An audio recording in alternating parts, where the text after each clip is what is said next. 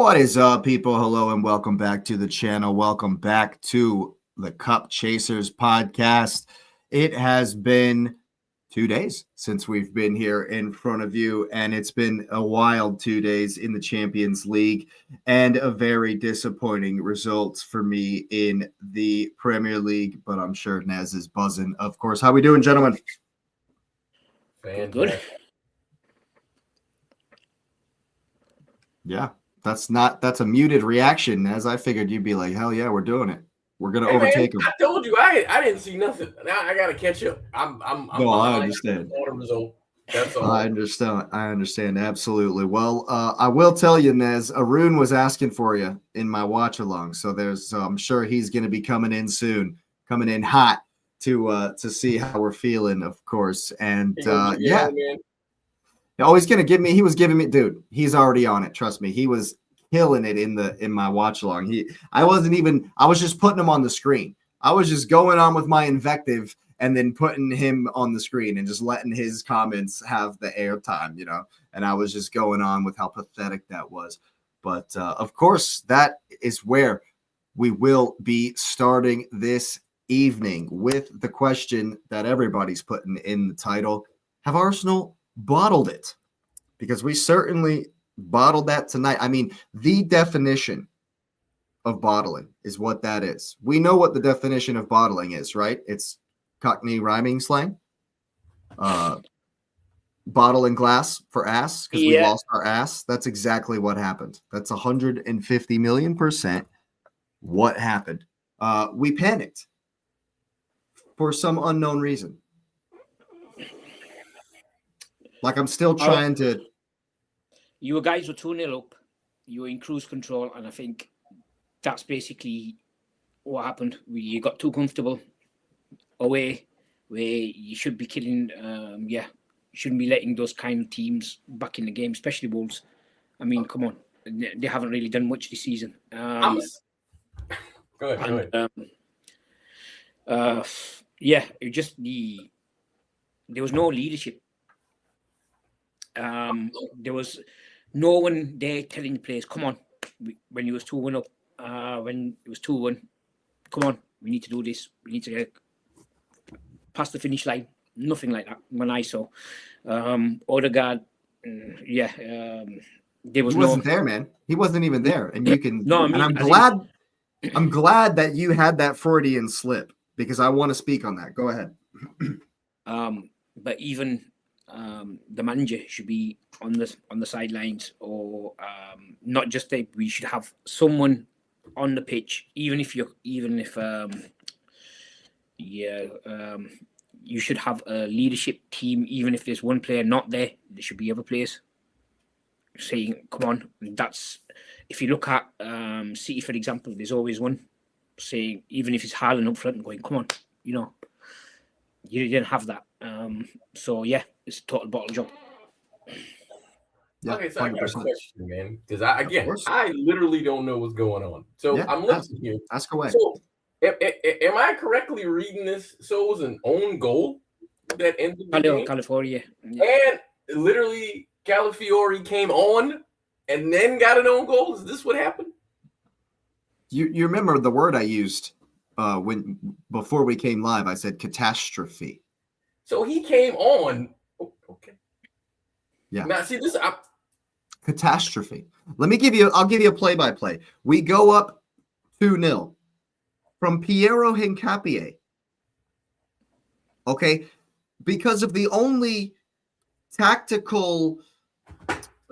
time we took advantage of superior tactics was to get into the space that Hincapié gets into. Right. And he scores like a weird goal. I think Jose Sa expected it to go either way, and he's hit it like right over his head. So it was an interesting finish from a left back. And it's the first goal he's scored for the club. Okay. He's had a nightmare after that. Personally and as a team, we had a nightmare. So Hincapié is probably at fault for both of the other goals, right? He doesn't get close to Hugo Bueno. And guys, this is the Premier League. You don't just get to the Premier League without having people on the pitch who can punish you when you give them space. I don't give a shit that and see, it's no longer the worst team that's ever played in the Premier League. They now have 10 points because we gave them their 10th point to say they're not as bad as Derby. You're welcome. Anyway, gave too much space, and he hits a banger. They're Premier League players. You can't just write them off like that and say, look, we've won the game now. They're not going to come back. It's a mentality issue. So we gave Bueno too much space, and he's hit an absolute banger around Raya. Fantastic goal, fair play. But Asif is 100% right. Who was wearing the armband, Asif? Saka went out. Who did he give the captain's armband to? I didn't quite catch that, to tell you the truth. So exactly. That proves your point. You don't know who the leader was. It was Big Gabriel. Oh. And Gabriel was panicking more than any of them. Now, we stopped. Saka. Did Saka get injured? Because I'm reading was it an injury that he went off? He limped off again because he always limps off. I think it was a contact injury, but yeah, technically yes. The trainer walked with him off as he was getting subbed off, so technically yeah. And you know why Calafiori even came on? Calafiori came on because one of the Wolves players threw a shoulder into Trossard's face, and they deduced that he had a concussion. Trossard had come on 10 minutes earlier. I'm telling you, it was a farcical circus of a catastrophe after that second goal. Trossard came on. Martinelli started the game, played like 65 minutes or something. Trossard comes on, takes the blow to the face, concussion protocol. Calafiori comes on and concedes the own goal 3 minutes later. And you know why? I literally was texting Anton from Fire Them Cannons podcast in the game, and I texted him. I said, we got to stop letting these crosses in. Not 3 minutes later, Hincapié doesn't get close enough. Cross comes in, and there's no Wolves player around. There is not a Wolves player within 10 yards. And for some reason, Gabriel is backing up. Raya's coming out. Nobody says shit. Raya punches Gabriel in the back of the head. Ball squirts free. No one steps. Back of the net. Are you? Disaster. What? Disaster. Catastrophe. It was basically no communication in the back. There was the Wolves players didn't challenge. They didn't challenge for the header, and somehow they scored the goal. They didn't even challenge. There wasn't a Wolves jersey in the shot, and Raya punches Gabriel in the back of the head.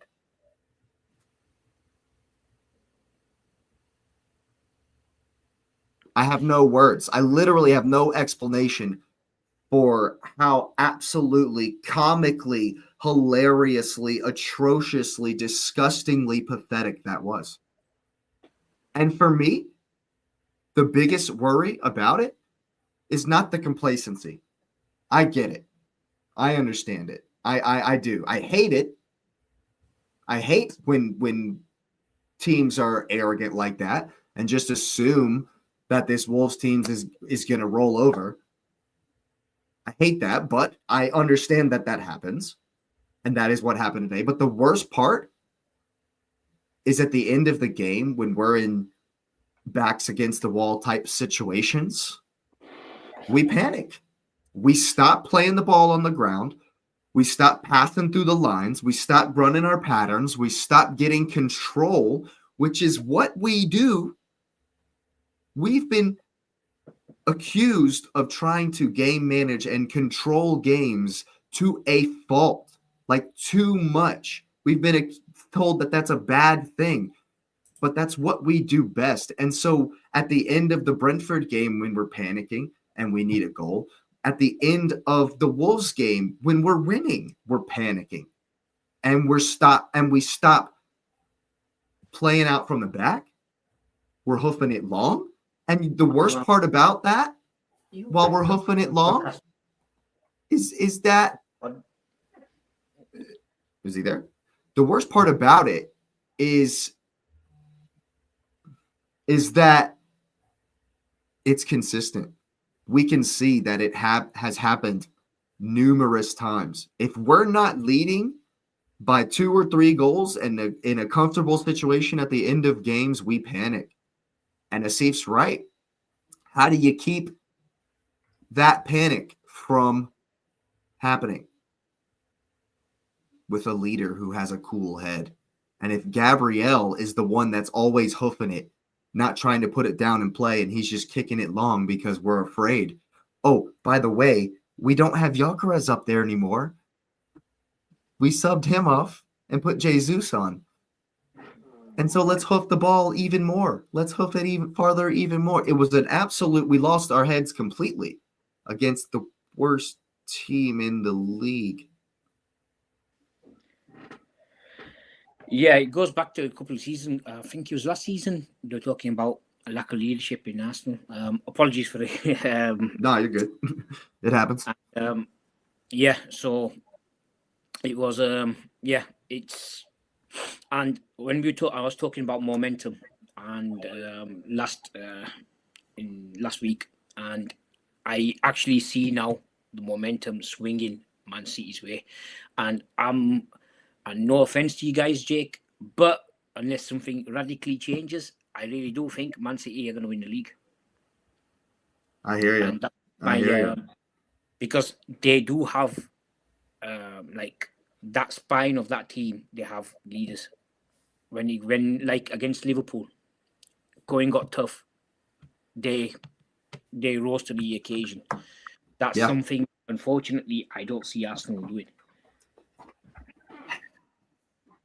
I mean, it's tough to see, and we go back to the conversation that I've asked Nez this. We've spoken on it before about, how do you have the mentality to get it over the line, to do something you've never done? How do you foster that mentality? That belief in something you've never done before, and for me, the lack of leadership tonight. We were hearing a lot in the week about Odegaard is this and that and doesn't need to be in the team, and we're glad he's on the bench, etc. This kind of stuff from some of the fan base. And because we came in there and we beat Wigan 4-0, that was a talking point, of course. And I think we lacked, like you said, Steve, we lacked leadership. I'm glad you opened with that. And there was an Odegaard-sized hole in there tonight. I don't think he's always got that leadership quality, but he has. On the pitch, he's like your quarterback, basically, with how you play goes around, and you can see the difference when he doesn't play. For example, when Eze was playing the other day and Odegaard came on, there was a whole change in. I thought so as well. And yeah, you have to find solutions when it comes to stuff like this.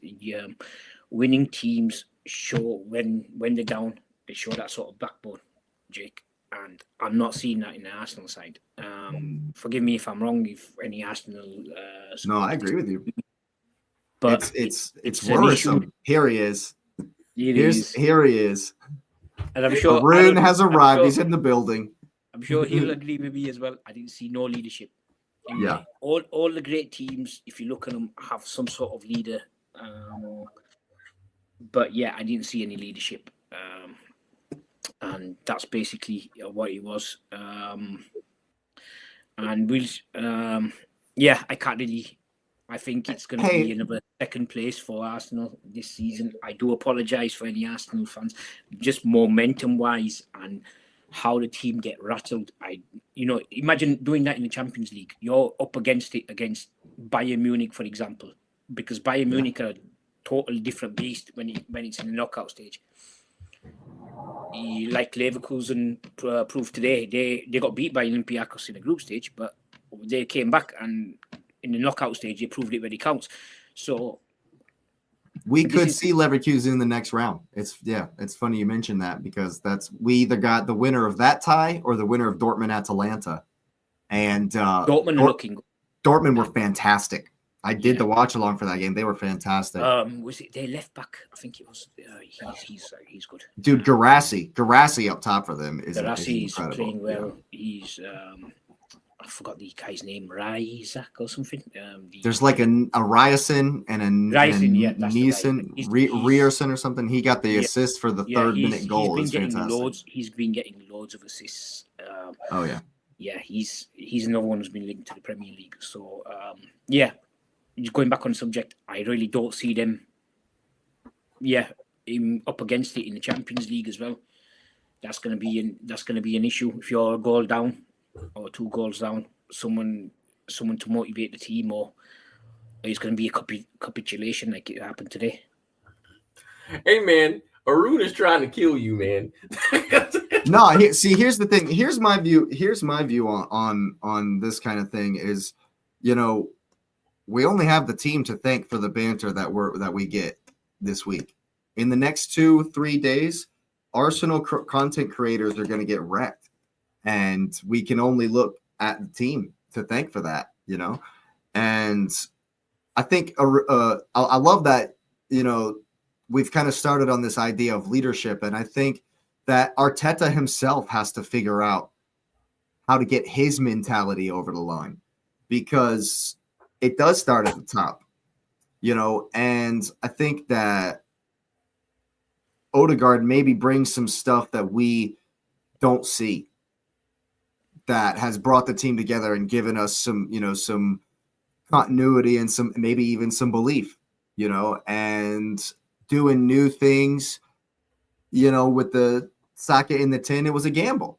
And I thought Saka had a good game, but I don't think that means that Saka was better in the 10 than Odegaard. I personally don't think anyone has played better in the 10 than Odegaard in enough games to make me think that he should be replaced, like so many are saying. And I just want to take an aside right here, right now. I did an AI deep research dive on trying to find the source of this whole Odegaard wants to go to Manchester United stuff. What? Yeah, exactly. I saw it on a lot of different things on X, a lot of different things. There were articles and like written about this being linked with them as well. And so I did a deep dive. I tasked the AI with doing a research dive on this. No verifiable sources. Someone on X made it up, and people are running with it, and it really pisses me off. And so, Arun, he's staying. Don't worry, brother. He's here. He's here to stay. Don't worry. I think a lot of Arsenal fans need to accept that, whether they like him or not. He's here to stay because Arteta loves him. And the players vote for the captain. And so, they're going to vote him again, just like they voted him last year.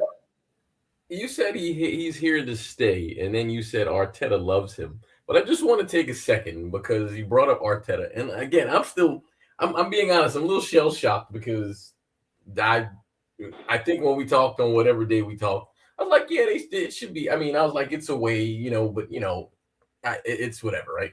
But the mention of Arteta brings to mind the question of, we had this question before, the question of will he make it next year if they don't cross the line? Because if he's not the manager next year, then who says the next manager wants to keep him, right? If that's the case.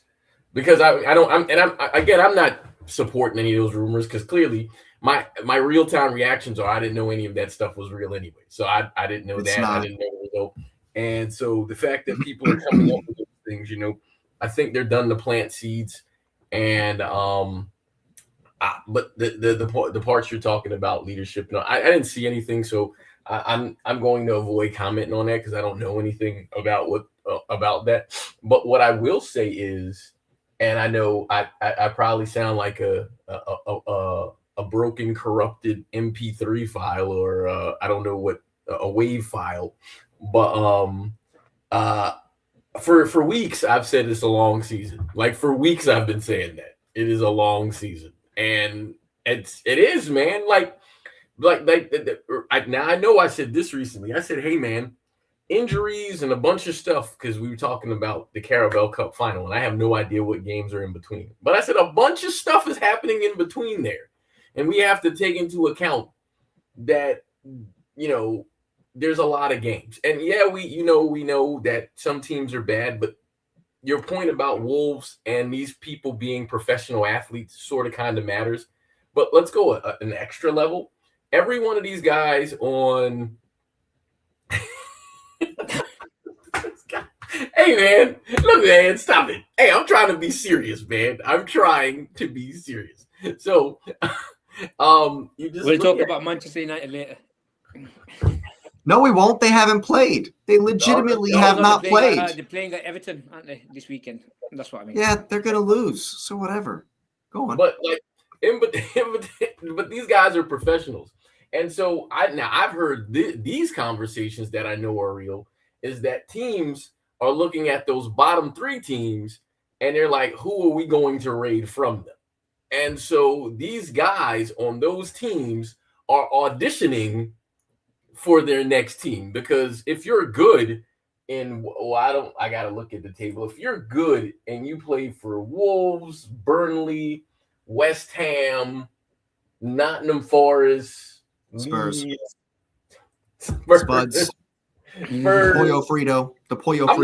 Here's why I'm not going to talk trash about them, because you guys are catching Spurs at the absolute wrong time, and they are catching you at the wrong time. So I don't know about that. But these guys in these relegation zone teams are playing to play for a mid-table team or to leave the country to play for another team.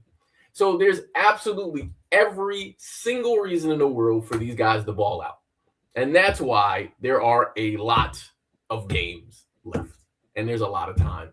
And I'm not saying it guarantees anything for anyone, but I'm saying that these guys, this is the rubber hits the road side. We are mid-February. We already talked about the international break is going to be a giant thing. So in addition to playing for their auditions for their next team, if we look at I don't even know who plays on Wolves. This is how oblivious I am to their team.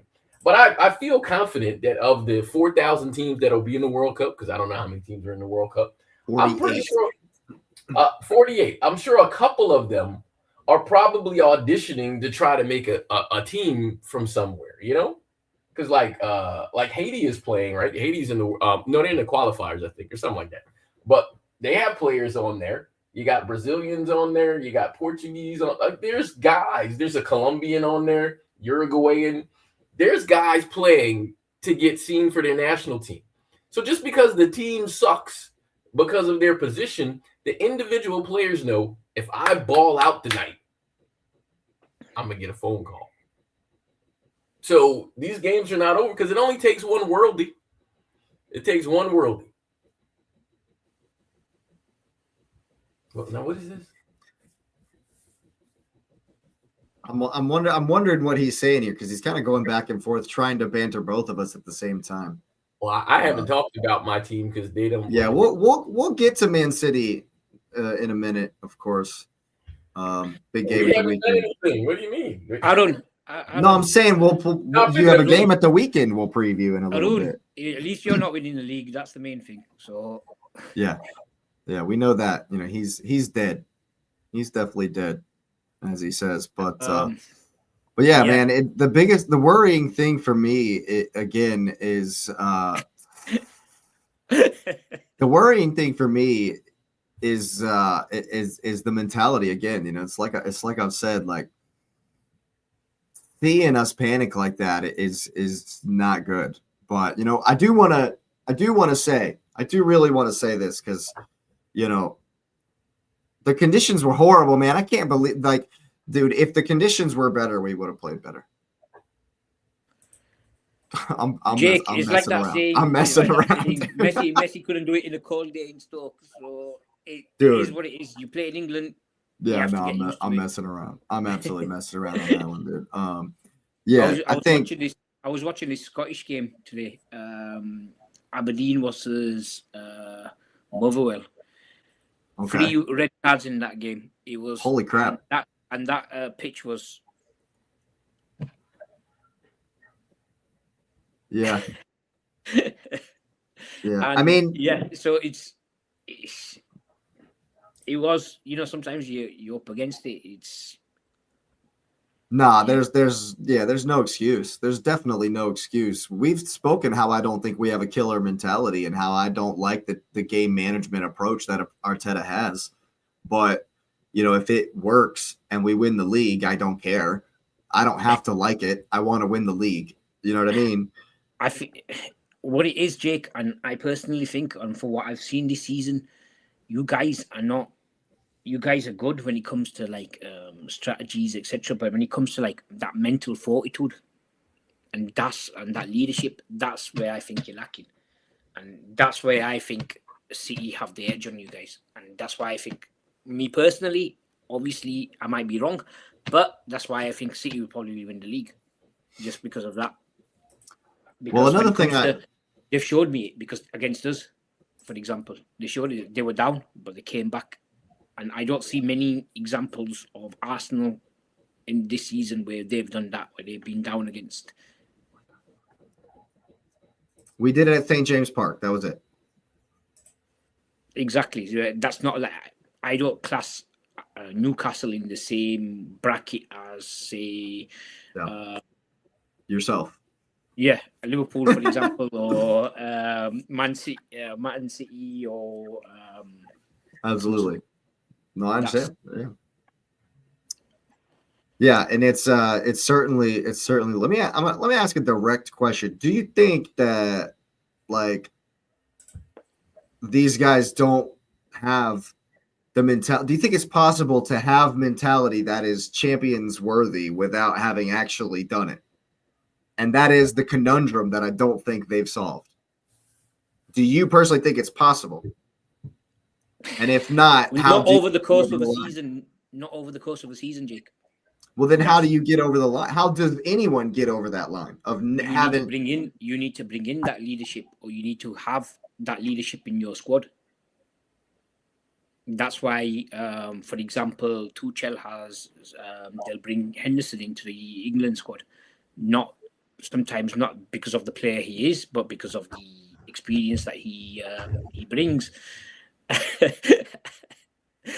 like that example. That's a different, but yeah, that's just what it is, Jake. It's that experience, someone to get you guys over the line on the pitch. When you're last season, it happened again, and it's happened this season. When you're down, or come on, guys, come on. After the Brentford game, let's get on to this next one. Let's crack about the pack, and that's what I don't see. Previously, you had like Tony Adams, you had Vieira, you had big personalities, and that's what got you basically for your invincible season, your league. You had those people who would be like, "No, why you not playing for me?" Before Wenger even actually did anything, I'm not. It'll be Vieira in your face, or it'll be Tony Adams in your face, or they don't have that.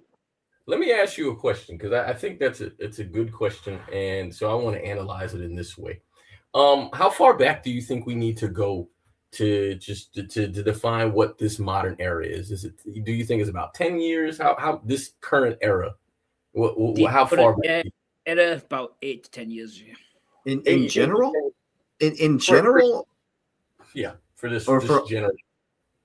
Yeah, I would say probably when Pep came to the league. So you want to go to 17? What is that? 17? It's like 9 years. 9 years. This is his 10th this year. Yeah, so 10 years. There you go. All right. So if we go to 16, we go to 16, 17. I'm just using this. The league winners were Chelsea, and the runner-up was Spurs. Who was the leader on Chelsea Just I don't know. If we can remember. Let's just 16, 17? Yes. Is it Leicester? Giroud, Fabregas, Conte, N'Golo Conte was on that team. Was he on that one? Yeah, he was. Was he? Petr Cech. Yeah, he was. Yeah. Okay. Petr Cech was the goalkeeper. Good. So now let's we can't. I'm gonna skip the City years, which are most of them. But that's all of them. What are you talking about? Let's go to Liverpool. And here's why I'm gonna go to Liverpool. Because 1920, was that the year they were was that the COVID year? That's COVID. But but who was the leader on that team?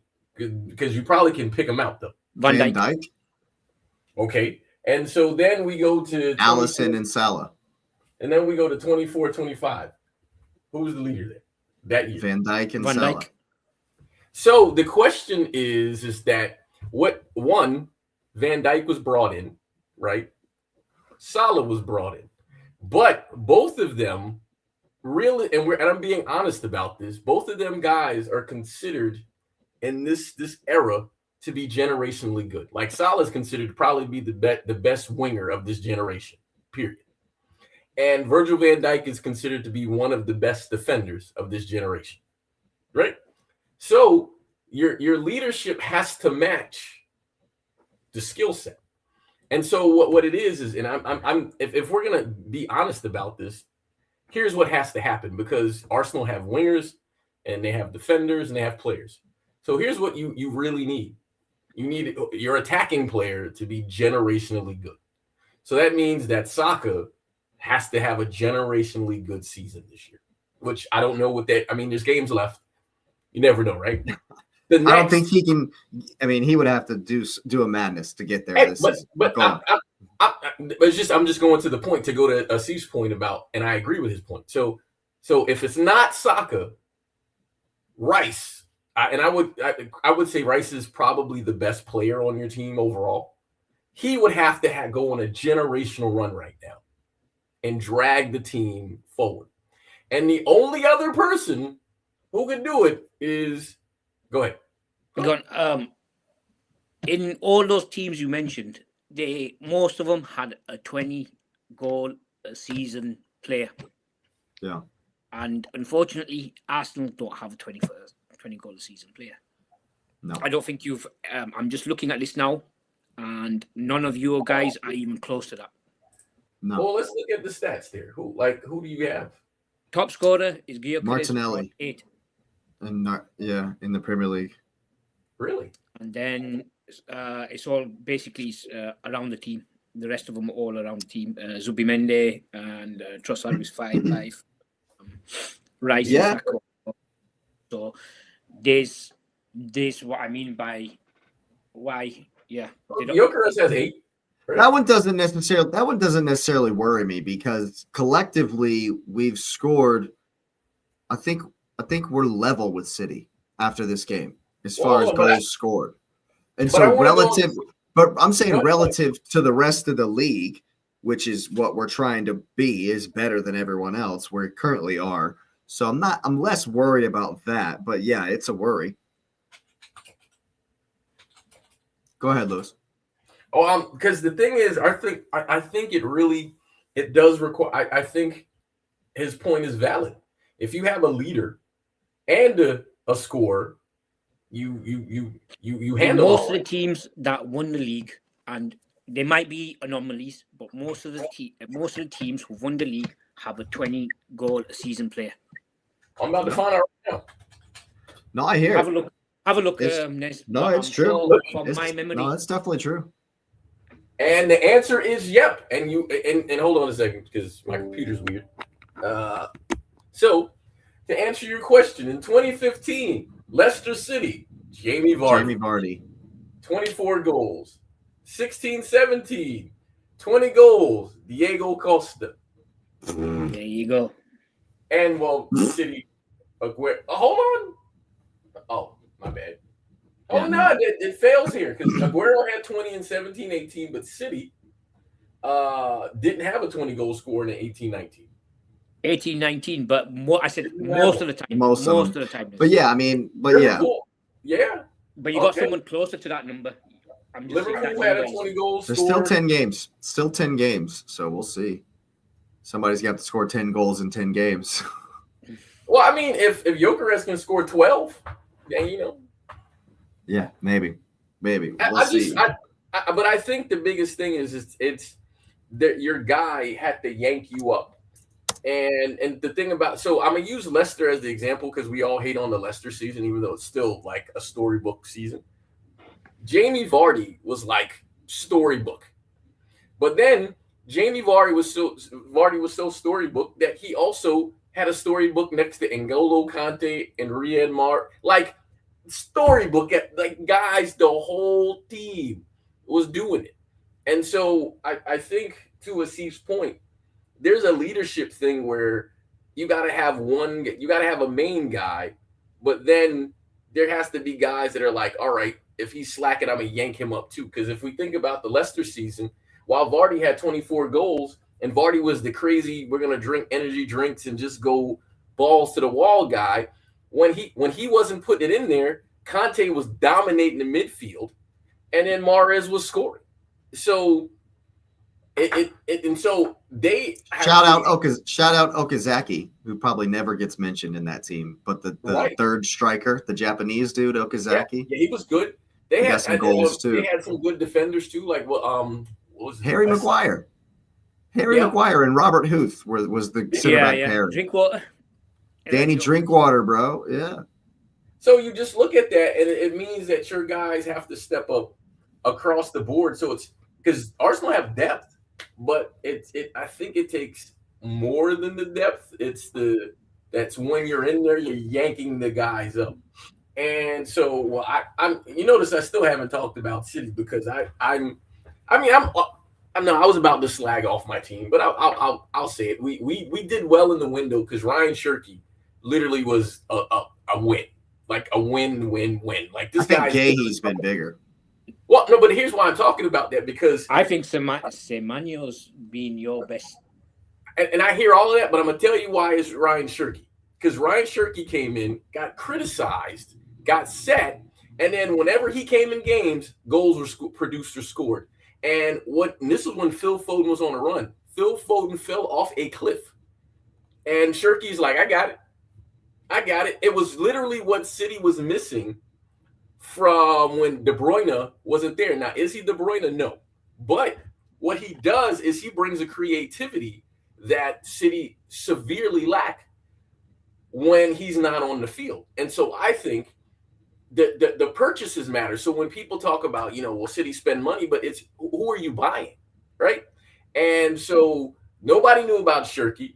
Everybody saw a skill set because Liverpool, I'm going to give Liverpool credit because even though they paid a lot of money for Wirtz is starting to come good.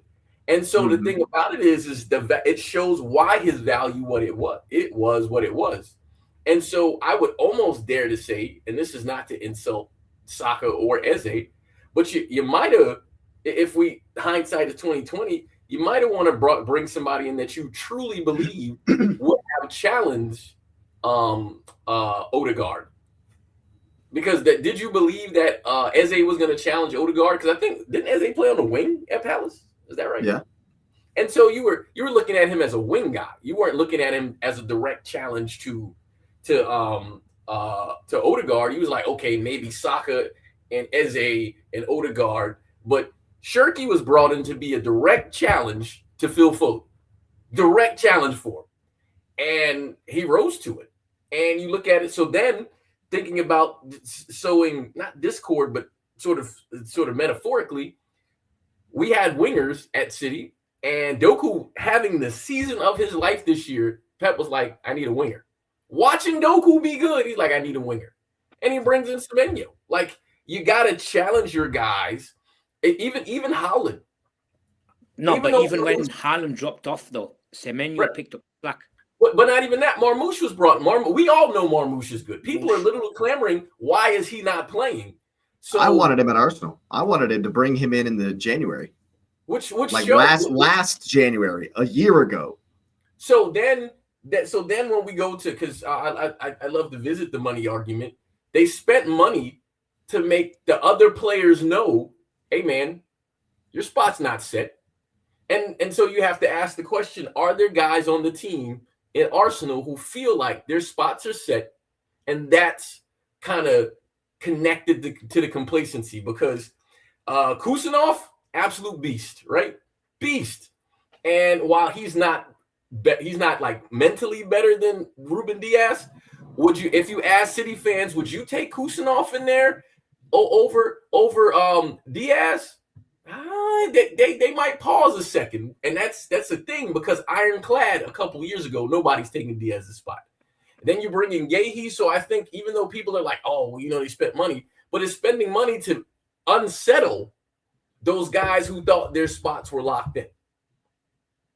And so what that does is, if I'm unsettled and this is my team, guess what I'm going to do? I'm going to raise my level. And when I raise my level, I bring the best out of me. And so I think Gabriel Jesus, for example, needs to actually play well. So then Gyökeres can be like, oh, man, they spent money on me and I'm not doing anything. So I think it's about they got to find the internal competition to push each other. So then a leader emerges from that. I hear that. Arun, I have not made a single excuse, to be honest with you. I've told it like it is. It was pathetic, actually, is what I've said. And we've discussed. I just want to go back to the 2028, Aaron. This year. Yeah, I think Man United might still be looking for new excuses. Man United may have made the Champions League by then. Maybe. Hey, I think that in this particular moment, in this spell of the season, I think maybe he's tinkering too much, and I think we're suffering a little bit from a lack of continuity in positions. I was very disappointed that Saka started in the 10 today. I thought he played well, but I don't think he played that position any better than anyone else has. And then when Eze came in, like you said, Lewis, he didn't step up to be that guy to grab the team and control the game. No one did. And you're both right. We absolutely need somebody to do that. And I think that if Odegaard can get a run in the team where he's healthy and we can get back to being in our natural positions like we have done, and get a run of consistency in the lineup, I think that'll definitely help us mentality-wise. But I don't know, man. I'm left kind of shaking my head. I don't know what the mentality is going to be. And I said it, I don't know how long ago I said it, but it's coming down to the Etihad. We're going to have to get a result. We're going to have to put you down ourselves, and that's the only way for me. It's going to have to happen. Well, Charles said something or other. Like Charles here said, the only shining light is they see the Carabao Cup final. Now, mind you, remember we talked about this. Wembley and finals are a completely different animal, man. They are a different animal, and so I don't know what it does on either side. Like, I'm being honest, I don't know, because there's so much stuff happening, and again, because we talked about it on Monday. What is today? Yeah, on Monday. Then there's the international window. Like, guys are really going to go 1,000% in that game. And people will be like, well, it's the Carabao Cup, but it's. No, I hear it. And, like you say, there's a lot of games in between now and then. A lot of games in between now and the game at the Etihad. You got a tough match at the weekend, so maybe who knows what Newcastle might bring for you. And speaking of, we'll stay with Arsenal for the moment, just to round out the segment. It's a North London derby, no less. After this deflating, gut-wrenching result, we have to pick ourselves up and immediately go again. That's a bit difficult, Jake. Yeah. Just for the fact that they've got a new manager now. You don't know what tactics he's going to bring. Well, I do. I know what tactics Juventus were shit when he was in charge. Shit. He may be adapting to his squad and trying something different. You never know. I doubt it. Maybe it's a back. It's a back three. It's a back three with wing backs. You know my opinion of wing back systems. And they're decimated. There was definitely no excuse today, but there's no excuse to not devastate them on Sunday. Derbies are funny games, as you know, Jake. Derbies are very, very hard. I get it. But at some point, we have to start bringing the on-paper team.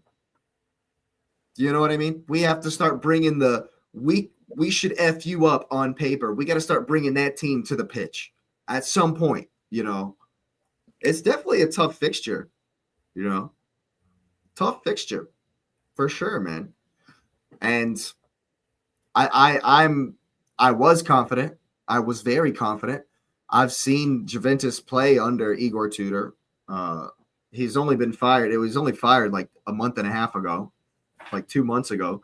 And Juventus look at what they did in the Champions League last season. That was him. They were very, very poor in the Champions League last season. That was Igor Tudor. And it was bad, you know. And so I was confident, but the mentality has now been brought into question.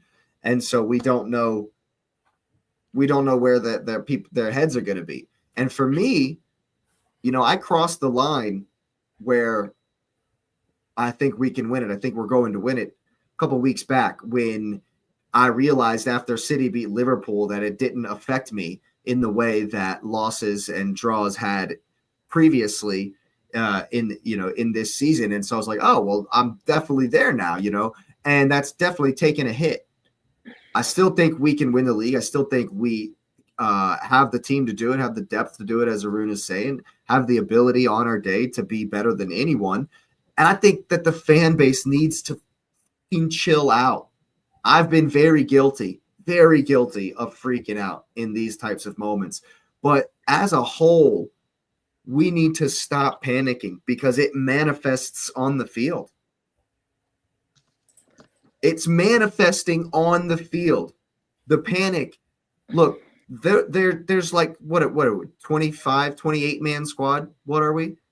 There's hundreds of thousands of us, millions of us screaming, oh no, the sky is falling, the sky is falling, the sky is falling every time we drop points. We can't do that. We have to change and take responsibility as well as fans.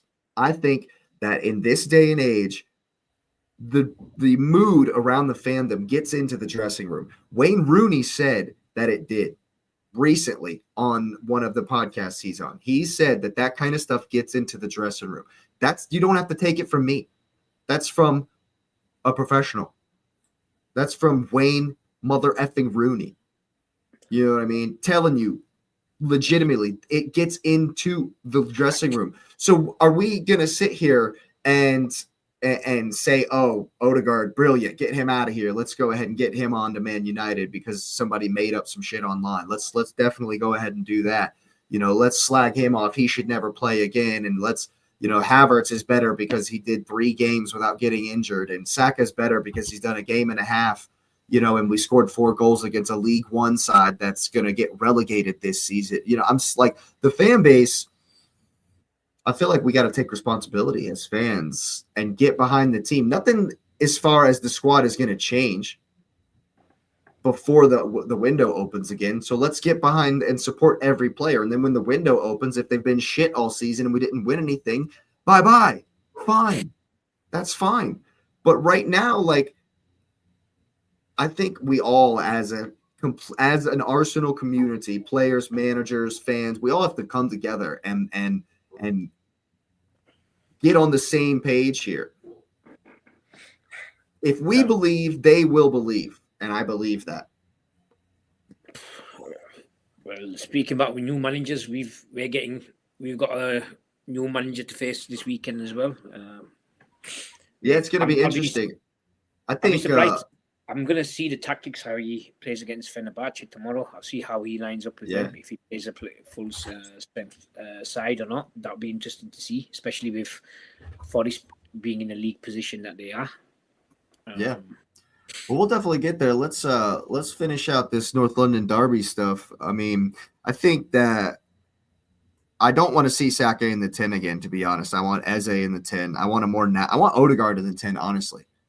I want the captain of this club back at the helm, and was he hurt? You know, putting in performances And yeah, I think he's being in the team for the rest of the season and leading us forward, because I know he can do it and I believe he can do it. We've seen it. In 23-24, we went on a crazy run. Okay? And it was only because the four Pete's were that good that we didn't win that league. We were this effing close. And we can get to those heights again. And if we repeat that kind of a run in the last 10 games of the league, we will win the league for sure. And I think Odegaard can bring that for us. So I want to see him back in this game. I think Gyökeres should play as well. I think he was decent today. He was isolated at times. But I think we need to just not panic. We just need to not panic and not be complacent. There comes a time when the game management is no longer the thing to do. Put this team to the sword. Spurs are in danger of relegation. Destroy them. We must put a statement out there to the league and say, look, we wobbled a little bit, but that's done now. The wobbling is done now. We're going to decimate people. We're going to win this league. That's the statement I need on Sunday. What do you guys think about it? You think it'll happen? You think we're going to win? Or do you think it's going to be too much? I don't know, man. Too many variables for me personally. I like to see you win, but I can see a shock as well. Like Aaron said, I could see them turning up with that new manager bounce and then holding you to a draw. Of course, Areen is seeing a Tottenham win, but yeah, I mean we'll see. There's always that because we haven't seen this guy in the league, in the Premier League. There's always the mystery of what he might do, but it's unthinkable to me that professional coaches of teams as big as Premier League teams don't do opponent research. So somebody at the club has gone and watched every Igor Tudor game in recent times and seen there's no way this has not happened. And so they'll have an idea. So I'm still confident. What do you think, Lewis? I'm gonna say this because I'm a weirdo like this, but it is my personal opinion that I don't know. Looking at what this is like, like I said, Spurs are facing a spot that they haven't been in, and the thing is, they're bad. But I mean, would they? Because they're talking about like a win, right? Could I see a draw? Yeah. Because the thing about it is for Spurs, they just need to do enough to make sure they stay far enough from the bottom, right? And where's the game? Is it at 3-point lane? No, okay. So because that's the case, if this just like when we talked about this game, the Wolves game, I was like, it's a midweek game. It's one of those weird ones. And I saw I think I might have said 2-1 or something like that. A draw is sticking out to me, which is also devastating, but because it's not a loss, but it's a draw. You're not going to get any gratification from this at all if you get a draw. And I think you all are going to play for a win, but I think Spurs are fine if they get in front. I think they'll sit on it. And I think if you equalize, I think they'll just sit on it. And I think that's what they'll do. And I because it's weird because they're playing for something. Because even though they got the Champions League thing going on, I mean, they're in the Champions League, so they're playing. And we're in the top 8 of the Champions League. Why are we not able to get these guys who struggled against Wolves? Because that's what's going to be in their heads. But I don't know if they have enough to beat you. So, it's one of those things of, could I see a draw? Yeah. Would I be shocked if Arsenal won? Not at all. Like, not even in the slightest would I be shocked. But a draw is looking at me in the face. But I don't know. Do I see Spurs win? That one feels further from the truth than the draw. Yeah, fair enough. For me, 1-0, 9-0, 6-5, doesn't matter. Please, God, give me 3 points. That is all that matters. But one thing that is positive about it is it's not positive. We tend to play worse when we play after Man City.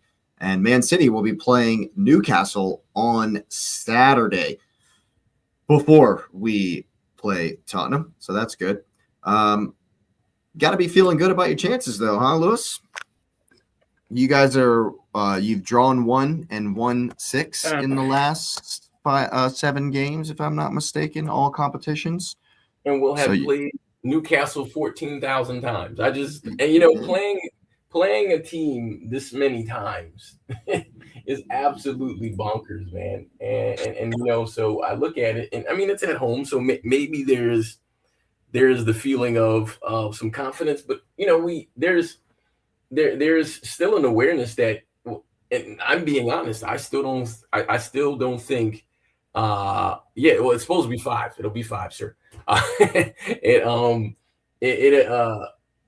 mean, I feel like we're still a work in progress. I mean, it was very good to see John Stones back. He's super duper important to us.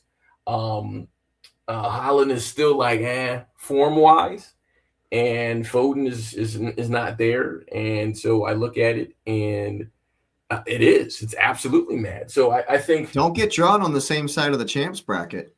Don't you do it. Don't you get drawn on the same side of the champs bracket now. Because we already know, man. Like if you play them 7 times in one season, that would be mad. Well, it'll be mad because we'll play them and then we'll find Madrid. Yep, Arun said it, and we'll play Madrid. Like literally, that's all we're gonna play those. No, that's for sure. This is nailed on. That have black and white. This is nailed on. Black and Newcastle nailed on. Nailed on. Like we're playing them for sure. First of all, nailed on. I know we're getting to that later, but I think we're all. What did Thierry Henry say? We're all Madrid. So, we're all Madridistas.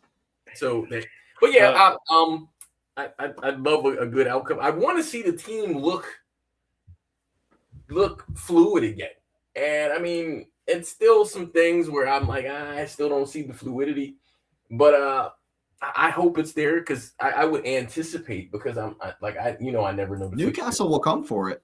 For sure, they're going to come for it. But I'm looking here, especially since they just won 6-1 or whatever. That was against Karabag. In the league without Gimenez. It don't matter. Their record isn't very good. Hey, they're the champions in Azerbaijan. For a team that's looking for like momentum, you take anything. You take anything for momentum.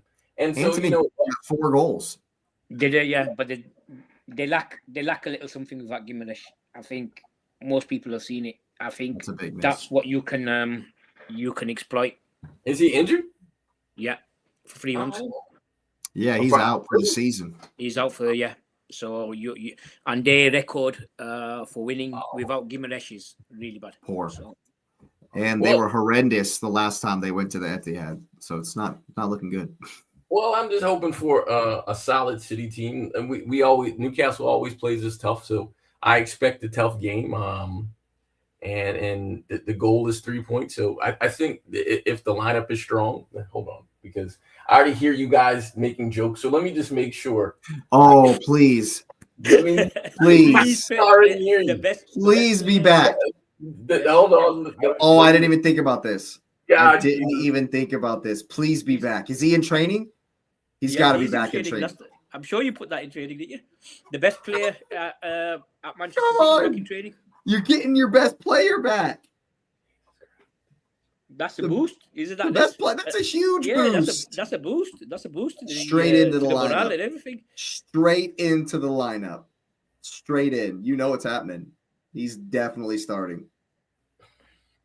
They got to get that quota, bro. They got to hit the quota. They got to get the appearance quota Or else the agent probably gets like an extra $50 million.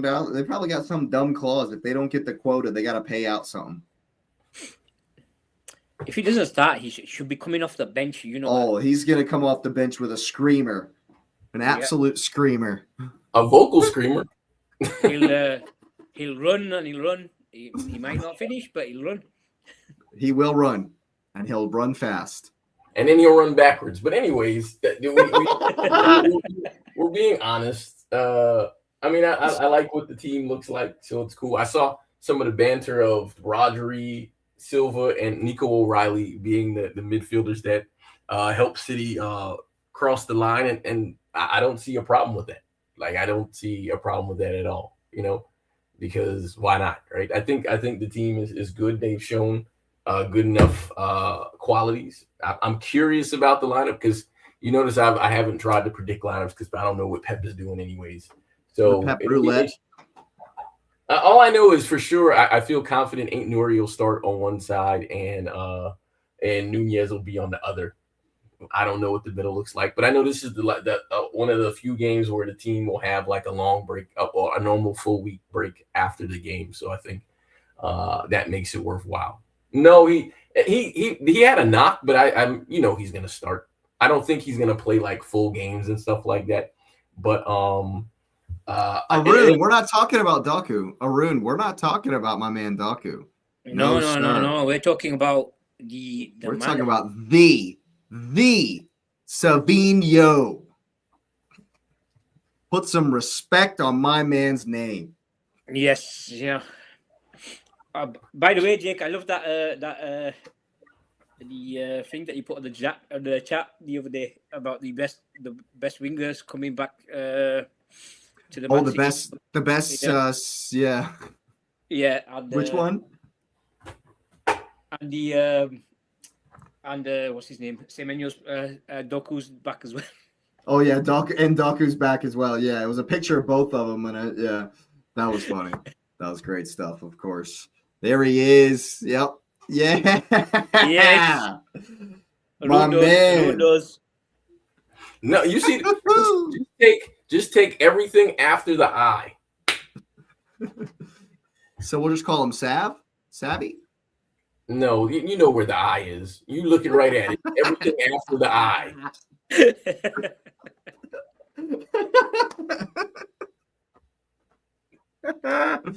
Really, Arun? What? Come on, Jesus Christ! What are we doing? What are we doing right now, man? Like what? Arun is a very astute judge of football. He's a very strong. Yeah, a very strong footballing brain. Play and yes, Arun. Man City should play instead. Arun is a smart man. Tactical. Yeah, he knows ball. Right. He knows ball. Yeah. That's for sure. It's like it's like leaving Messi out of your side. How can you? How can you leave Messi out of your side? How would you leave Ronaldo out of your side, man? That's exactly what it's like. This guy, Thomas damn Ronaldo.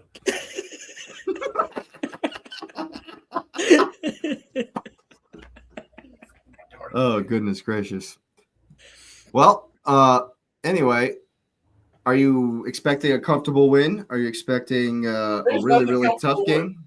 Are they going to be Champions League hangover? I don't know, man. Well, I don't think there's a hangover because I don't think we were that great in the last game. I think I'm saying Newcastle. Are Newcastle going to have a Champions League? They put in 6 goals. They traveled 2,000 miles away. Yeah. So they traveled. A lot of travel. 6-goal win over Q-Bag will help, though. That's for sure. I think that's I'm praying, hopeful. Now we're on our knees asking the football gods for Newcastle to do something. But I don't think it's going to happen. I think they are going to have a Champions League hangover. I think they're going to be tired, and I think that it's going to be just like the last game. What do you think, Arun? Arun, he's in here. He's probably thinking that they're gonna, especially a tired team, and then you get Savinho running at them. That's asking for trouble. Yeah, absolutely. Score predict. Oh, that's right. You don't like score predictions. I'm thinking Yes, we are definitely going to talk about Bodo Gimps here in a minute. I definitely I think, see, I see Man City winning. yeah, 2-2. I'm hoping, but I think it's probably more like a 3-0. Well, you know, we're Unfortunately. good for a goofy goal.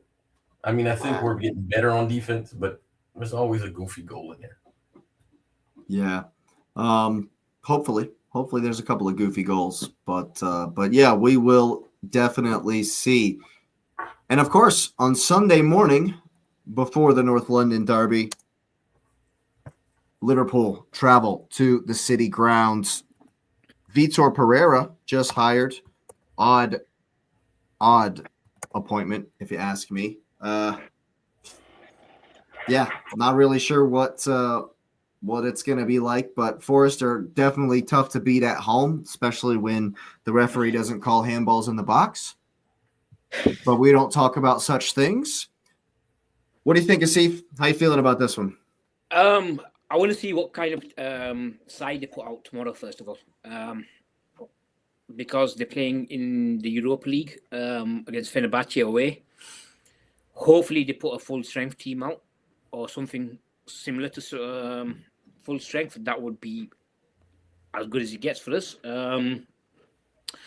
And we shall see if the Forest, there might be a turnaround, like you say, as similar to Arsenal.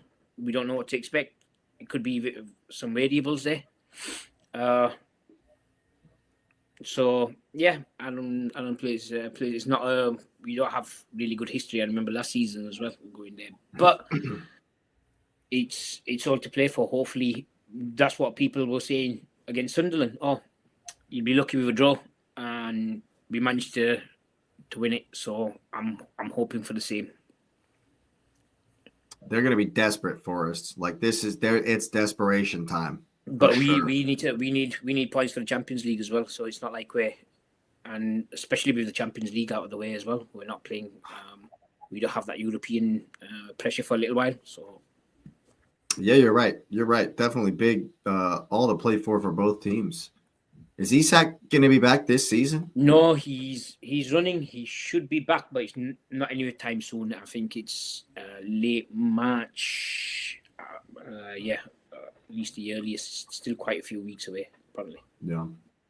And as far as Forest are concerned, both Leeds and Burnley will have played, and West Ham. So all three of will all have played before Forest play. Even Crystal Palace will have played. So literally all of the team, well, they'll play at the same time as Forest.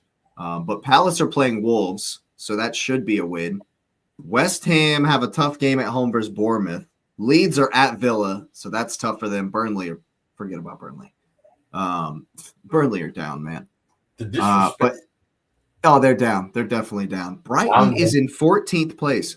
Is that? I didn't realize they had fallen so far. They're playing Brentford. That's an L. That's an L. So Forest are going to be licking their chops at this opportunity because we're playing Spurs. Should be a win. Leeds are gonna. It's gonna be tough to beat Villa at home. I think Aston Villa away. Yeah. Brighton might lose, so Forest are gonna be up for it, man. Forest are definitely gonna be up for it. New manager bounce. I have no idea what. I can hardly even remember what Vitor Pereira did at Wolves. I know he got them playing, and they got some points. That was like 2 or 3 seasons ago, but I don't really know what happened to him, so I'm not sure what we're going to see from them. I don't even know his formation. Is it, if it's a 4-back or a 5-back system? We'll see. I'll be watching that one. We'll probably be doing a watch along for that one.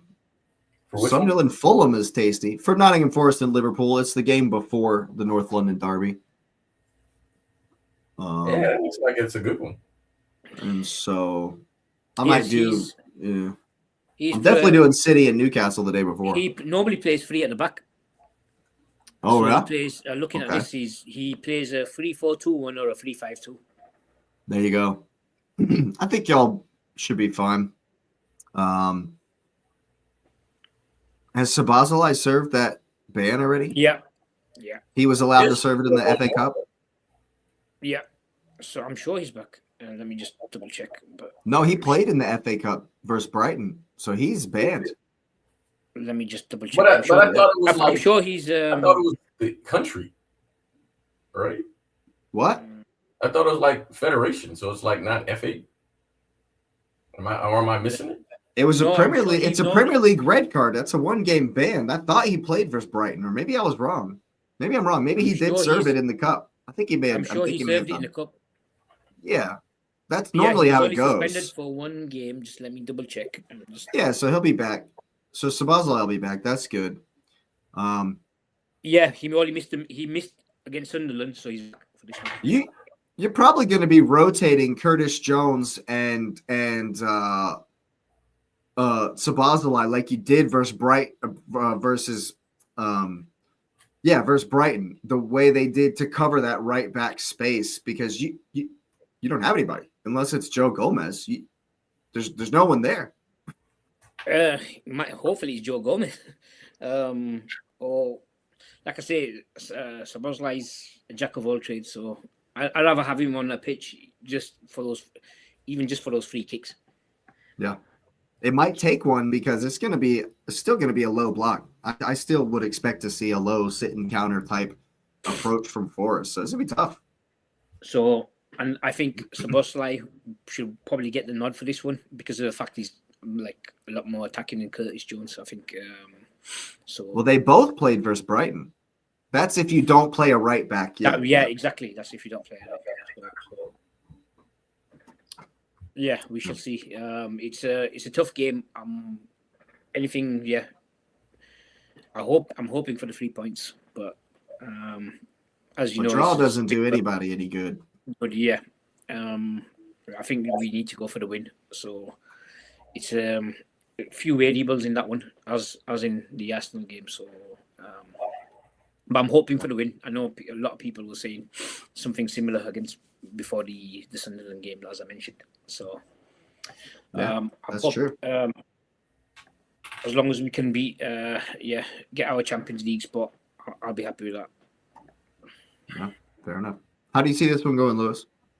I mean, the thing about it is that I think because the team it will be back at normal strength. I think as much as you kind of look at how much there was an issue with slot and all that stuff. I think they're fine. I think that, as Asif was talking about, I think the big thing is that they're focused on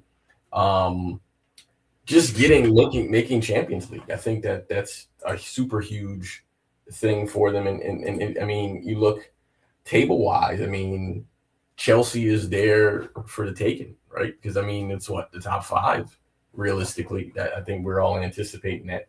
But not even that. Man United is there, so I guess Arun, we can bring up him, right? But Liverpool would be on 45, and that forces United to have to win a game. And they don't play it on Monday, right? But it forces them, like they have to then win the game, and that's a thing where because I mean you get a draw, but that's not enough because that it's that 1 point is not the same as 3 points, and so it matters. I think Liverpool should be fine, even though I mean, the game is tough, but I think they'll be fine there. Do you know when you guys keep talking about the Coutinho money? I just read today that Coutinho asked for his Vasco da Gama contract to be terminated because he was getting a lot of fan abuse. Apparently. Really? Wow. Well, yeah, we're gonna get into that very, very soon. Score prediction, Asif? 2-1 to Liverpool. 2-1. Yeah, I'd actually be surprised. I think if you got out of there with a clean sheet, I think I tend to agree.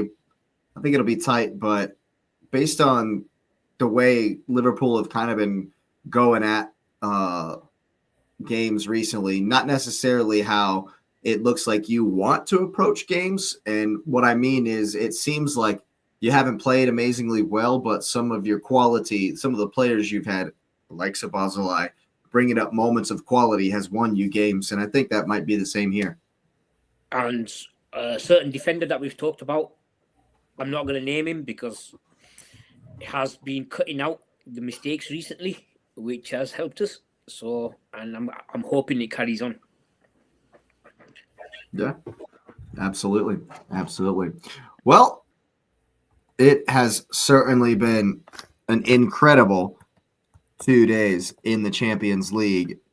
People, some content creators even online on YouTube have been maybe turn their nose up a little bit at it and perhaps regret it because some crazy action. What some incredible stuff. Some horrible stuff. But some really, really spicy ties. We can start with a couple of the ones that are less fun, and then we'll get to the juicy stuff. Dortmund are going to be tough. And if Arsenal get that side of the bracket, we might see us panicking a little in front of that yellow wall. Atalanta did nothing in that game. Did nothing. And Dortmund just took full advantage. Likewise, nobody's wanting to go to Turkey right now. That Galatasaray Juventus game was wild. Yeah, I was watching the game. As you know, you were watching the Dortmund game. I was watching that game. Yeah. As soon as Bremer came off, he's probably their best defender. I could see it coming. And yeah, the floodgates opened. They capitulated, man.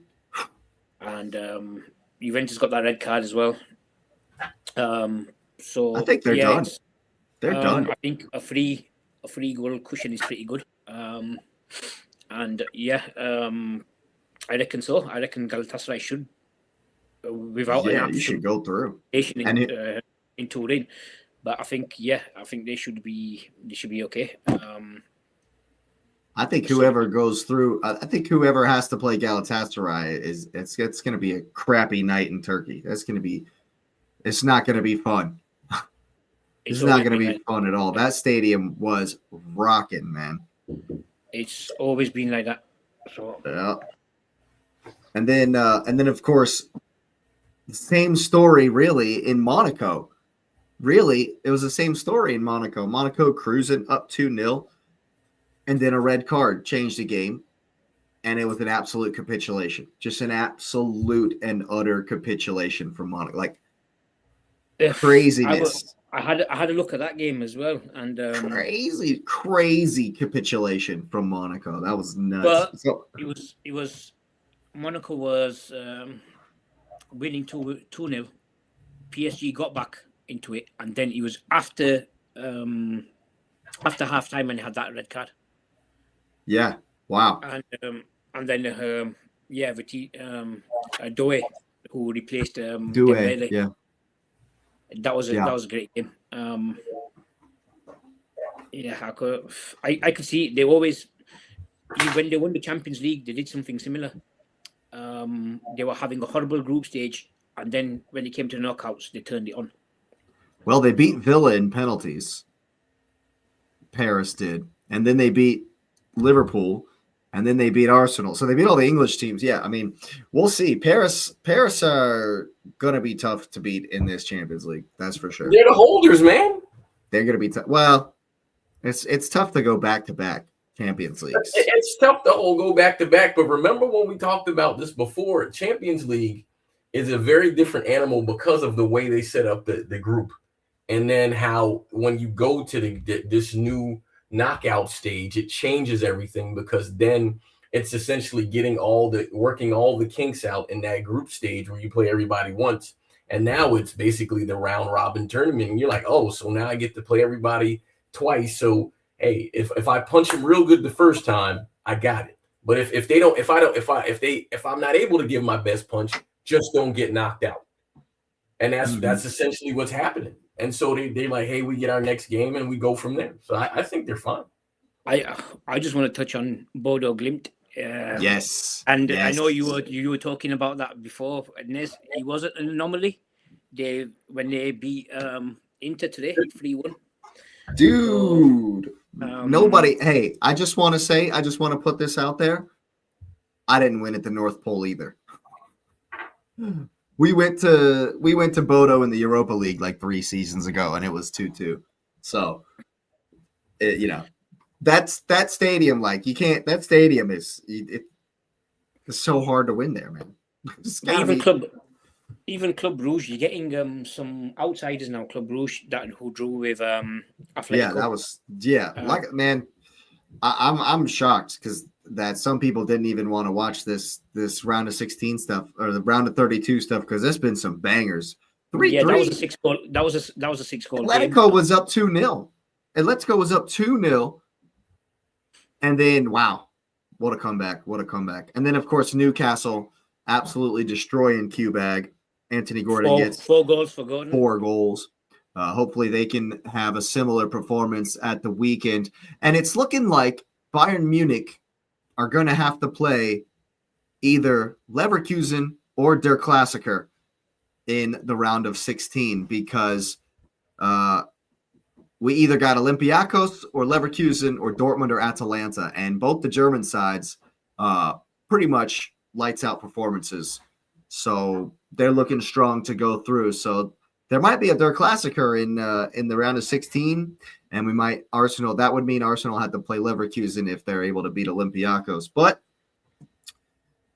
unfortunately, the story of the week in the Champions League is not a happy one. It's not a good one.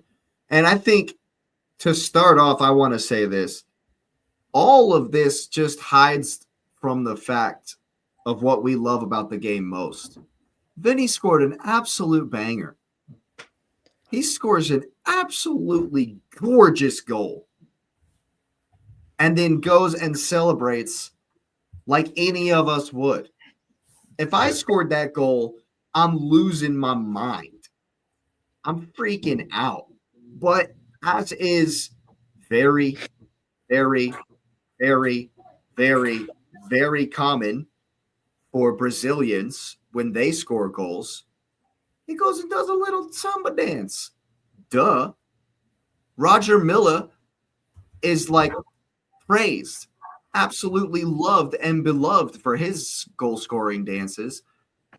And the biggest part, another thing about it is that from minute 1, from the beginning of the game, the fans are giving Vinny the boos every time he gets on the ball. And okay, but when he then scores a goal on your head top and does a dance, you can't get mad, let alone do what happens next.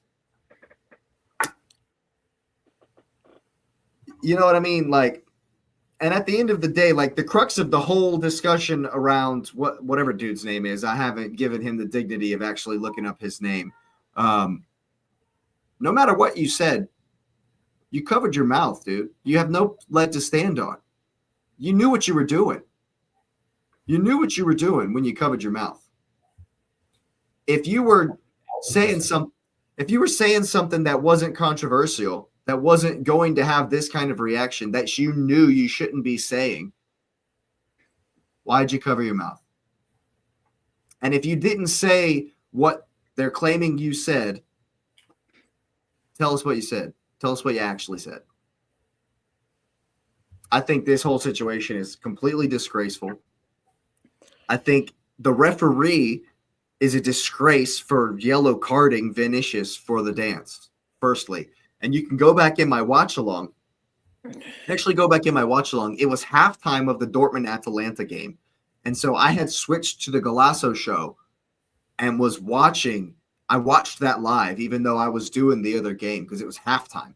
And so I switched over to the Golasso show. I watched it all happen like as it actually happened. And you can go back and look. I actually said when this whole thing started off, I was like, the referee's crazy for booking him for the dance. And then I didn't really – it was kind of tough to figure out what was going on. But after all the replays and after all the videos have come out, the fact that Benfica are backing him, I understand backing the player, but like I said to USC before we came on, some lines you just don't follow people across. I'm all right taking this one first, Nez. Yeah, go for it. I'll tell you his name because that it's better to call out these races. So Gianluca Prestiani. There you go. If I pronounce it properly. Well, I don't really care if I didn't. Anyway, so he denied the claims, and basically a coward because other people heard what he was saying. No one's gonna, in that sort of situation, as Nez pointed out previously as well to us, he's not gonna. He's winning? Why is he gonna then just say someone's made this comment towards me? He'll be too busy celebrating, as it's simple human psychology. Why were you gonna, if someone's, and the fact that people have been defending him, and like Mark Clattenburg has, he was suggesting that Vinicius made the situation difficult for him, and the club Benfica have come out in support of the player, saying he did not do this. Look, they're trying to make light of the distance between him and the other players. That's just because he's got a shirt over his mouth doesn't mean you can't hear him from a little distance away. That's and You saw the video that they put out trying to claim that, right? In their video, Permavenga is literally one step behind Vinicius, and Mbappe to his right. And in their video that you. And just because Mourinho has had he's coached black players, that does not mean he should look at the situation and not simply go on and defend a player when obviously he's no saint. We've seen with Mourinho what he gets up to, so he should, as a responsible manager, he should have assessed the situation before making any comment. And the crowd were on his back, and not just in Portugal, it's in Italy, Spain. There's a lot of instances of this sort of behaviour. Unfortunately, sometimes in England as well. And they need, as you mentioned, Jake, they need to make more. If this happens in the future, they need to make it a lot more harsher. Stadium bans, like you mentioned. Did you see the video of the fans of the two? They looked young. Of kids, the fans behind the goal, they looked like kids. They were doing this whenever Vinicius was coming by, and I was like, they too should never be allowed to come back to the game ever again. And people that go match going fans need to watch out, because people in England have been arrested for things that they've been singing from the stands. Like you're not going to keep getting away with this. We have CCTV everywhere. That's why, and I don't know. You're not going to keep getting away with it. Yeah, Champions League game. I'm sure they've got those pictures, that camera footage. I'm sure, and they need to crack down on this, especially in the World Cup year coming up as well. So, well, for me, one, like I said, I agree with you, coward. If you were saying something that wasn't going to cause this if you were saying something, like I said, you knew you shouldn't be saying, you wouldn't have covered your mouth. But he knew that he wouldn't actually be able to be punished because there's no actual proof. Yes, the court of public opinion, you're getting crucified, deservedly so, because it's obvious what's happened here. But for me, he's right. UEFA's not going to be able to do anything because Can you see my mouth moving? Like, do you think you would be able to know what I'm saying if I didn't? You know what I mean? So they're not going to be able to prove it. But, and here's what. I've lost a lot of respect for Jose Mourinho. I didn't like him in the first place, but I respected him as one of the greats in our managerial time, right? I lost a lot of respect for him last night. B, Benfica should take charge, should rip up his contract, should punish the player. There should have no room for this. I understand that he's on a contract and you owe him money or whatever, and you owe the agent money and all this, whatever. I get that. But the only way this is really going to be stamped out, the whole slogan of no more room for racism, the only way it's really going to happen is incredibly punitive measures taken. And the club needs to take the responsibility, because we all know there's no hiding what's happened here. There's no hiding what's happened here. And so to back it up for me from the club is absolutely disgusting, because they are the ones that have the power in this situation to actually do something about it. Well, the thing that I think is important to acknowledge is I'm in two minds of it, right? So first of all, I've heard the perspective of Vinny is always crying, which he does cry, but that he's the one who's always facing racial abuse, and I'm of two minds of it. So two things can exist at the same time. He could cry, and he also could be the victim of this every time. And just because he's saying it and it's happening doesn't make it less offensive. I was thinking about it while he was talking. I was like, man, they should rip up the contract, which I agree with. And most, I don't know in European sports, but I know in American sports, there are morality clauses. So they can cancel your contract if there's a morality clause in there to like dump the dude. But it sounds like that the organization is not going to do that. So that tells you everything you need to know there. I know I read somewhere that that the Portuguese government is going to investigate this as well, which whatever, more power to them, right?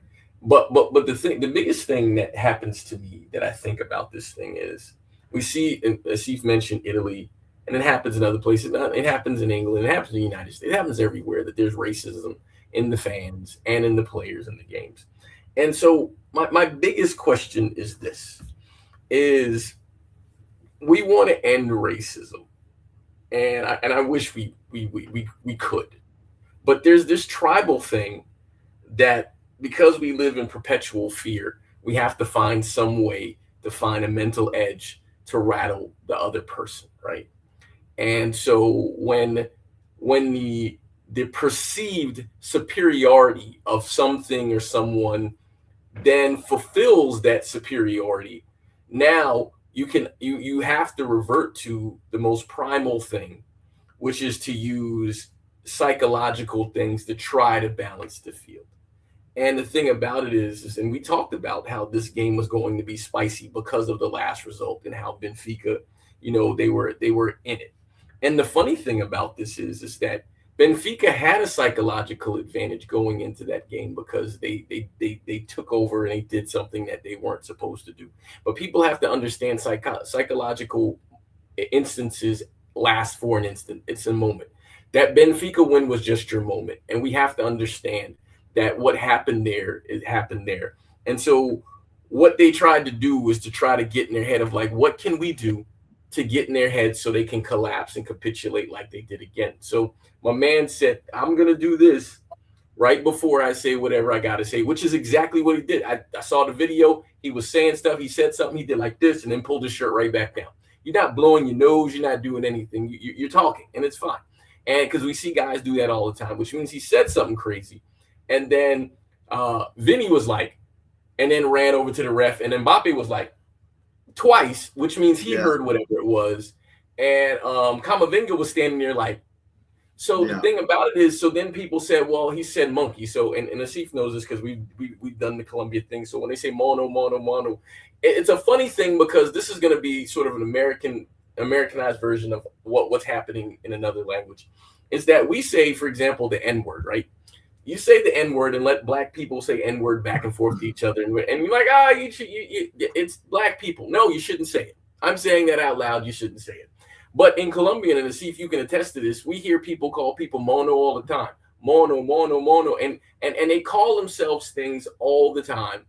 And it's in-house. And the thing is when you start using insults for in-house things, and then you consistently allow outsiders into that world, when those outsiders that you get cool with start using those phrases, now all of a sudden you have to own what comes with that. Now, I'm not saying that Vinny said or did anything to that guy, but what I do know is that, and I'm not picking on the entire nation, but the Argentines since the World Cup, and before that, but let's just use recent memory, since the World Cup that Messi won, have literally been accused, several different Argentines, of this exact thing. And so we have to understand that, and every time their answer and their response has been, oh, well, you don't understand what we're saying. Well, here's the funny thing about the songs and chants and all those goofy things you're saying. You know exactly what you're putting in those songs. So forgive me because I don't curse on here much, but cut the shit. Like, we know what you're doing. You know that there's the double entendre of doing that shit and trying to get a slick one past because you know what you want to do. So I say this, and you know, Jake, I've said this to you, and to see if you know I said this. If you're going to be a racist, stand 10 toes on it. Don't be a bitch. Stand 10 toes on it and be a racist. Own what you did. Because now all of a sudden, because your money going to get fucked up, now you got a problem? No. Own that. Be a racist and then embrace it so you can take whatever the hell comes with it. Because we don't want you. We want to know who you are so we can tell your ass to stay outside. I'm done. After hearing your comments, I just want to mention you had about the psychological thing. And Vinny's got a history of getting wound up, mate. And I'm not condoning it because there's a lot of different ways you can wind up someone. Look at Materazzi when Zidane headbutted him. He said some choice words about his mother. He didn't go racist. Yeah, he didn't go racist though, but he said some choice words about his mother or his sister, something like that. So, you can play psychological warfare without actually being racist. Yeah, I agree. And if you were gonna say, if it's ingrained in you to be a racist asshole, that's what you're going to do. Yeah. Fair enough. And I'll say this about my opinion about this is I don't like Vinicius. As a player, I don't like him at all. And when I'm giving, yeah, Albo, you're right. Jose is definitely a disgrace. When I'm giving my opinions here on on the podcast, it's about football. It's about the footy, the game. And if I'm saying something that's not about the game and it's about someone's character, then I will specifically point that out. But as far as Vinicius Jr. is legitimately one of my least favorite players. But on this one, none of that matters. It doesn't matter who it is. You're right, Lewis. It doesn't matter that it tends to happen to him all the time. And you're also right with your next statement in the fact that they know that it's going to get under his skin. And so in order to put him off, they know that, you know what? If we say something racist to him, it's going to get underneath his skin. And so it's snowballing. People are doing that to him now. And so the dude knows 100% knows what he's doing. And my opinion does not come from trying to defend Vinicius because I'm a huge fan of him. I actually am not. I think he epitomizes the type of player that I really don't like the most because of all the diving and play acting and trying to, and all of this that I think he gets up to way too much. But I also think that it's unquestionably disgusting. It's ridiculously and maybe like you say, there's a cultural thing, and obviously in America we have our own issue with race and division and stuff as well, and sometimes I get to this point where I just can't fathom. I don't understand. I legitimately don't understand where this dude thinks A, that you're going to get away with this, and B, and B, that to even do that, I'm just not in the mind frame. And you can just look at us. Just look at this right here. Just look at us. I love having you guys on here. I don't give a shit what you look like. We're here for footballing opinions. If you had an arm, like Shooter McGavin said, I don't care if you have an arm growing out of your asshole. We're here to talk football. It doesn't matter what you look like, what you believe, what your background is. None of that matters. And so it definitely shouldn't matter on a football pitch. It definitely shouldn't be something that any fans, any player is saying to someone on the football pitch. A great example is Mason Greenwood is probably not the greatest dude. But if we're doing analysis on a Marseille game and he scores a banger, I'm going to call it out as a banger. He might be a piece of shit. I don't know. But he might be, but he might not be, whatever. That doesn't matter to me. So Vinicius not being a player that I don't like very much has no bearing on this whatsoever. But the funny thing, there was a statement, and I don't know how true it is, but I think this statement is an interesting one, because the other thing is that when you see the people, and I'm not calling Jose anything, but this is what I'm saying. When you defend racist behavior, then what happens is now I have a right to call into question if your ass is racist. Because then the other thing that matters is there was a statement that came out that says, oh, well, he didn't call him a monkey or whatever he said. He said he called him and forgive me again, because a bundle of sticks. No, he called him the F word, right? A bundle of sticks, yeah. And so you're like, okay, so racism is not what he did. He did what is it when you discriminate against homosexual people? I can't even. But how does that make it better? So it doesn't make it better. Something different. So you're a jerk. So you said, okay, well, I'm not picking on him because he's black. I'm picking on him because he's gay, and he's not homophobic. Gay. The word you're looking for is homophobic. Yeah. What are we talking about? Like, so that was a defense someone used. So I said, I'm not this kind of bigot. I'm this kind of bigot. Do you understand? You're still a bigot. Can you cut that out? Like, you're still an asshole. Like, what are you saying? Like, look, you just said bitch. Like, hey man, if I call you a fucker or a bitch, that's different, because that's normal. Like, hey, there's no classification. Right. Everybody can be that, right? But and you wouldn't have to do this to do that. But if you pick a specific gender, race, or whatever creed, this slur, then I really got to think about you, man. I got to think about you, because, hey, man, I can say someone is a piece of crap. That's still the same thing, right?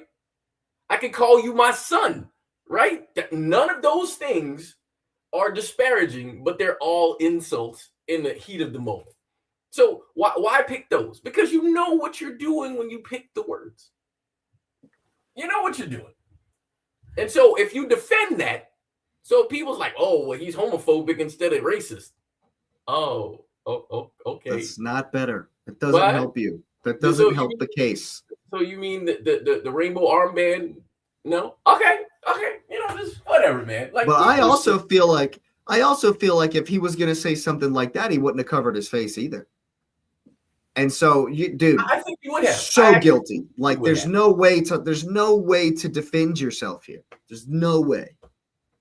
And then he tried to play victim and said, oh, well, I think it's unfair the way people are coming at me. Hey, man, I'm going to be honest, because I'm not a caveman. You lucky and this is what they wanted, and this is what they love, because this is what they do, but he's lucky he didn't get his ass beat. And that's what they wanted. They want that, because they want the physical altercation so they can Karen it up and be like, oh, you know what? You don't get dignified with that.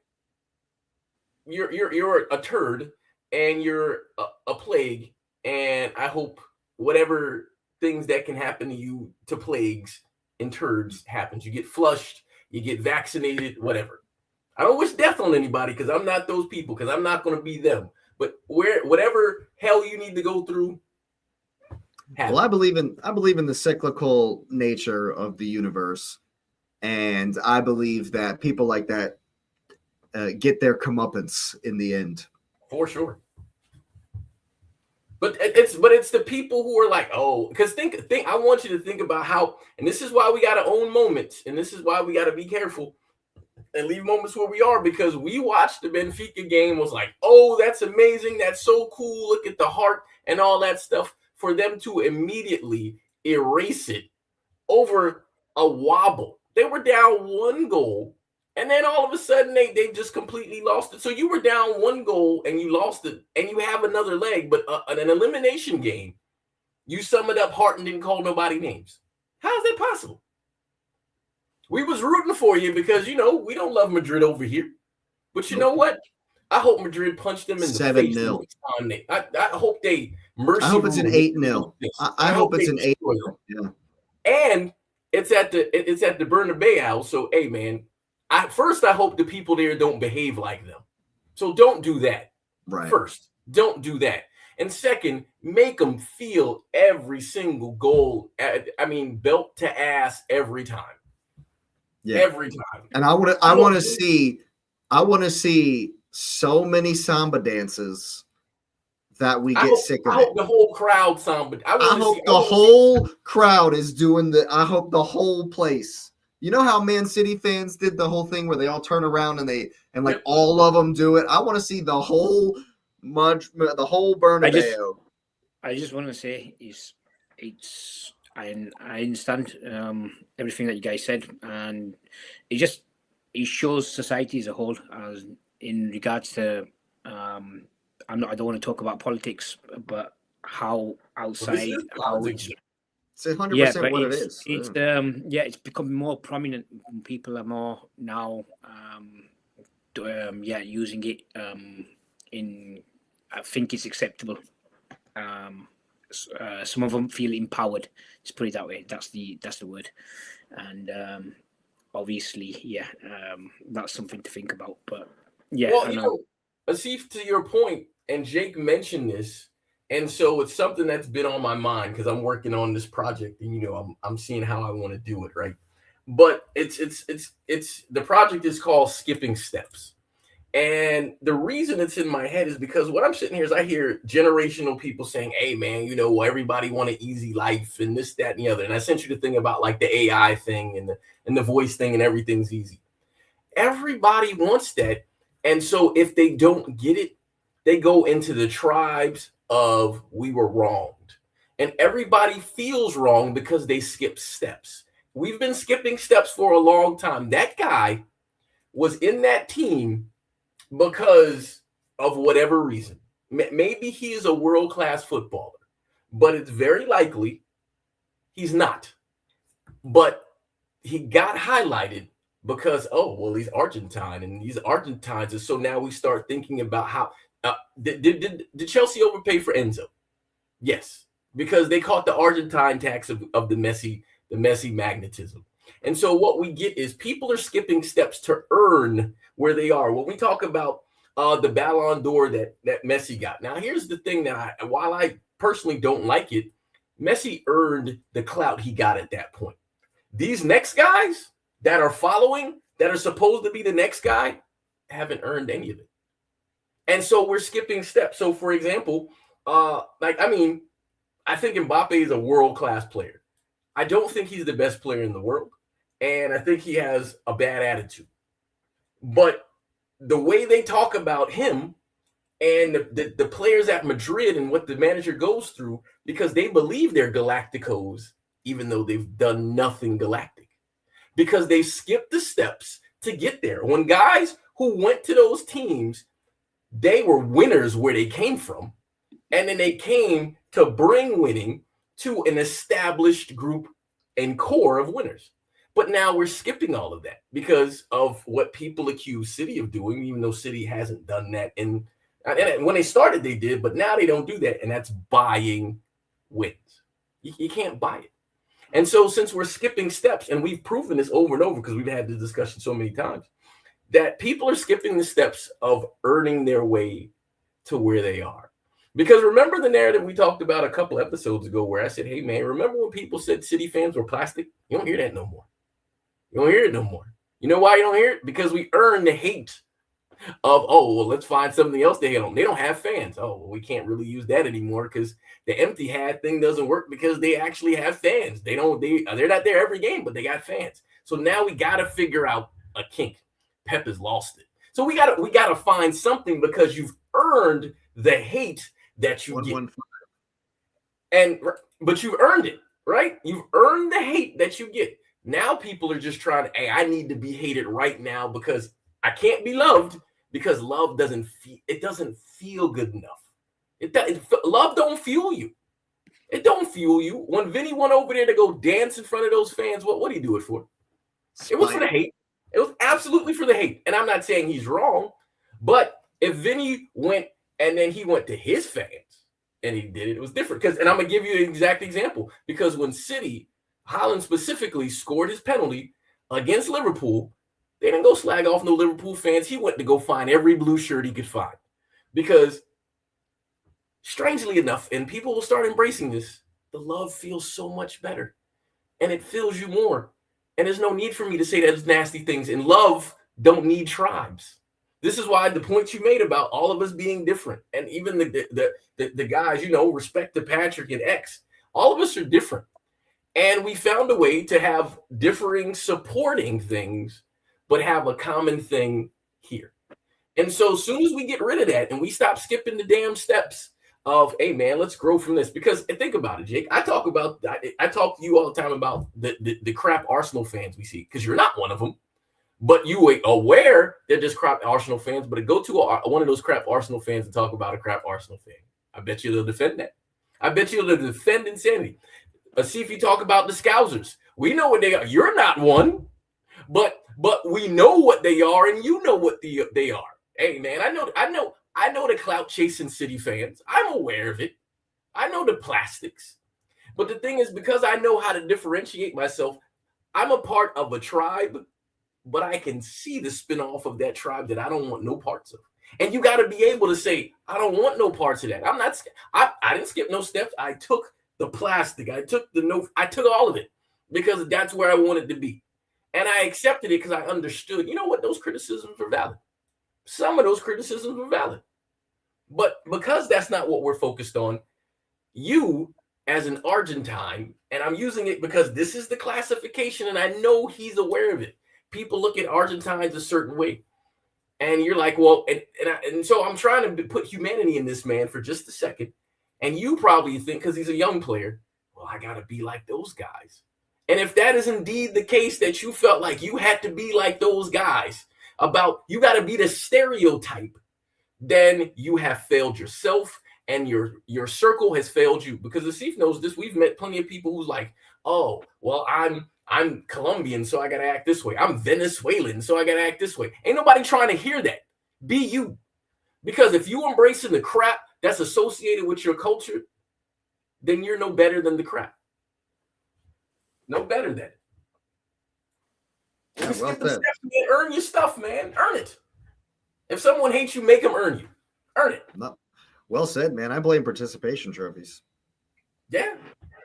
Earn it. It's this something for nothing idea that, I mean, it a lot of us in America have. I can tell you that much. I'm wholly unfamiliar with most other cultures, and honestly, my ignorance of most other cultures, to me, is one of the most beautiful things about this earth.